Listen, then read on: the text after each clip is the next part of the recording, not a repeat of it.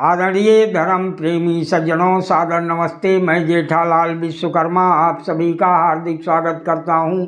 जय सिया राम जी की रामायण रामचरितमानस से।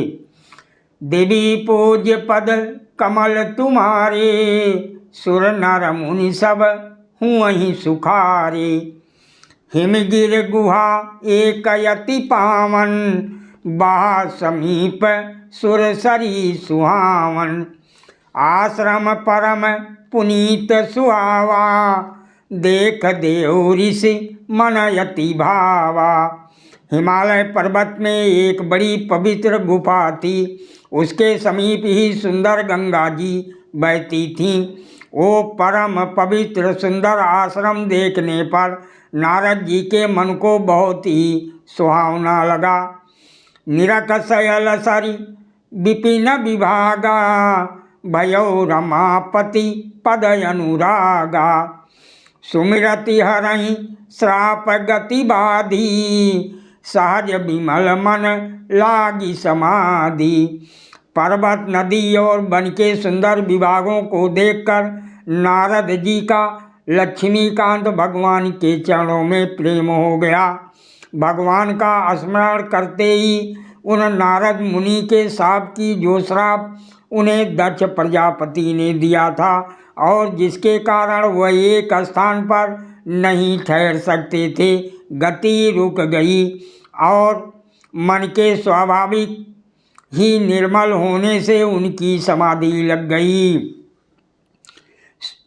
मुनि गति देख सुरेश डराना, काम ही बोली कीनी सन्माना। सहित सहाय जाऊ मम हेतु, चलो हरस ही जलचर केतु। नारद मुनि की ये तपोमयी स्थिति देखकर देवराज इंद्र डर गया।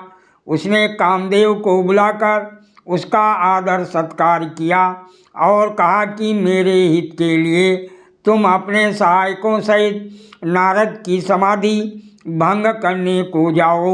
ये सुनकर नील ध्वज कामदेव मन में प्रसन्न होकर चला। सुना शीर मन महुअसि त्रासा, चाहत देव ऋषि मम पुरबासा। जे कामी लोलुप जग माही, कुटिल काकयु सबहि डराही। इंद्र के मन में ये डर हुआ कि देव ऋषि नारद मेरी पुरी अमरावती का निवास राज्य चाहते हैं। जगत में जो कामी और लोभी होते हैं वह कुटिल कौवे की तरह सबसे डरते हैं। देवी पूज्य पद कमल तुम्हारे, सुर नर मुनि सब हुँ सुखारे। सुख हार लय भाग सठ, स्वान निरख मृगराज। छीन लिए जन जान जड़, तिम सुर पतई न लाज। देवी पूज्य पद कमल तुम्हारे, सुर नर मुनि सब हुँ सुखारे। जैसे मूर्ख कुत्ता सिंह को देखकर सूखी हड्डी लेकर भागे और वो मूर्ख ये समझे कि कहीं उस हड्डी को सिंह छीन ना ले, वैसे ही इंद्र को नारद जी मेरा राज छीन लेंगे ऐसा सोचते लाज नहीं आई।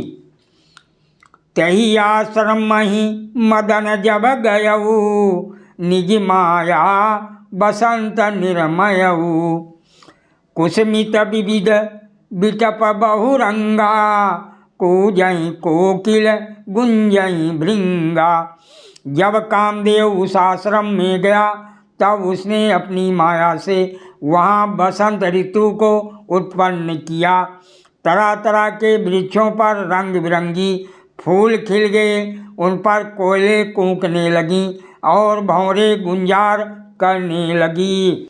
चली सुहावन त्रिविध बयारी, काम कृसान बढ़ाऊ निहारी। रंभादिक सुर नारी नवीना, सकल असमसर कला प्रवीणा। काम अग्नि को भड़काने वाली 3 प्रकार की शीतल मंद और सुगंध सुहावनी हवा चलने लगी। रंभा आदि नव युवती देवगनाएं जो सब की सब काम कला में निपुण थीं, करहीं गान बहु तान तरंगा, बहुविध किरणहीं पान पतंगा, देखि सहाय मदन हरसाना, कीन्ही से पुनि प्रपंच विधि नाना। वह बहुत प्रकार की तानों की तरंग के साथ गाने लगी और हाथ में गेंद लेकर नाना प्रकार के खेल खेलने लगी। कामदेव अपने इन सहायकों को देखकर बहुत प्रसन्न हुआ और फिर उसने नाना प्रकार के माया जाल किए। काम कला कछु मुनि न व्यापी, निज भय डर्यो मनो भय पापी, सीम की चापी सकै को तासु, बड़ रखवार रमापति जासु। परंतु कामदेव की कोई भी कला मुनि पर असर न कर सकी। तब तो पापी कामदेव अपने ही नाश के भय से डर गया। लक्ष्मीपति भगवान जिसके बड़े रक्षक हों, भला उसकी सीमा मर्यादा को कोई दबा सकता है क्या। सहित सहाय सभीत यति, मानिहारी मन मैन, गही से जाय मुनि चरण तब, कही सुठी आरत बैन। देवी पूज्य पद कमल तुम्हारे, सुर नर मुनि सब हुआई सुखारे।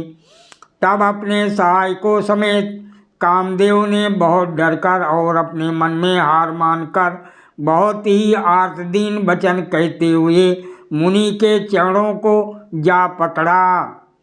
भयउ न नारद मन कछु रोषा, कही प्रिय वचन काम परितोषा, नाई चरण सिर आयुषु पाई, गयो मदन तब सहित सहाई।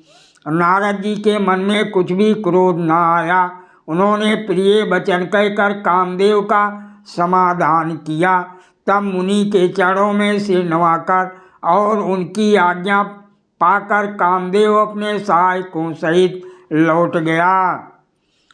मुनि सुशीलता आपन करनी, सुरपति सभा जाई सब बरनी, सुन सब कह मन अचरज आवा, मुनहि प्रशंसय हरहि सिर नावा। देवराज इंद्र की सभा में जाकर उसने मुनि की सुशीलता और अपनी करतूत सब कही, जिसे सुनकर सबके मन में आश्चर्य हुआ और उन्होंने मुनि की बड़ाई करके श्री हरि को सिर नवाया।